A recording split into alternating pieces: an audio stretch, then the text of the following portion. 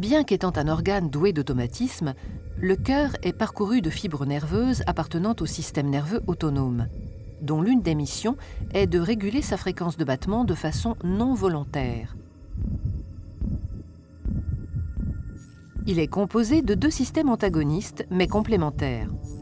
Le système nerveux sympathique, qui est cardio-accélérateur, son activité provoquant l'accélération de la fréquence cardiaque,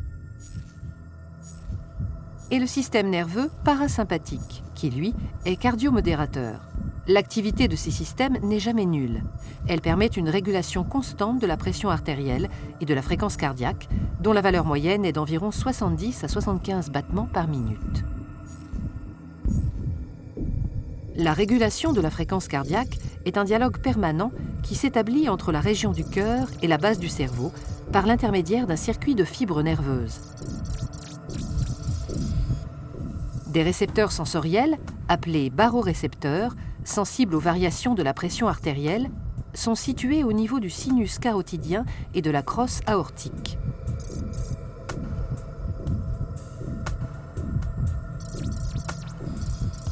Au repos, l'activité cardio-modératrice l'emporte sur l'activité cardio-accélératrice.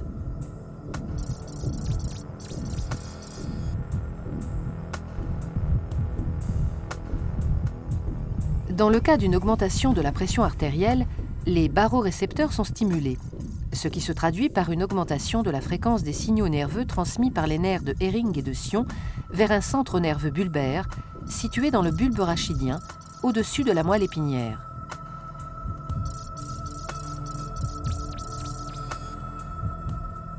Ce dernier élabore une réponse adaptée en augmentant l'activité des nerfs parasympathiques et en diminuant celle des nerfs sympathiques. Le ralentissement du cœur se fait par la libération d'un neurotransmetteur, l'acétylcholine, sécrété par le système nerveux parasympathique. En conséquence, fréquence et débit cardiaque diminuent, ce qui abaisse la pression artérielle en la ramenant à sa valeur normale.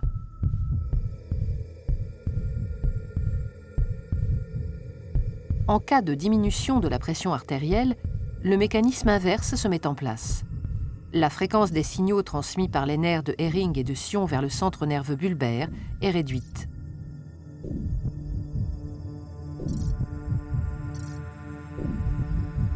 Ce centre diminue l'activité des nerfs parasympathiques et stimule les nerfs sympathiques cardio-accélérateurs qui libèrent un autre neurotransmetteur, la noradrénaline, provoquant accélération de la fréquence cardiaque et augmentation de la pression artérielle.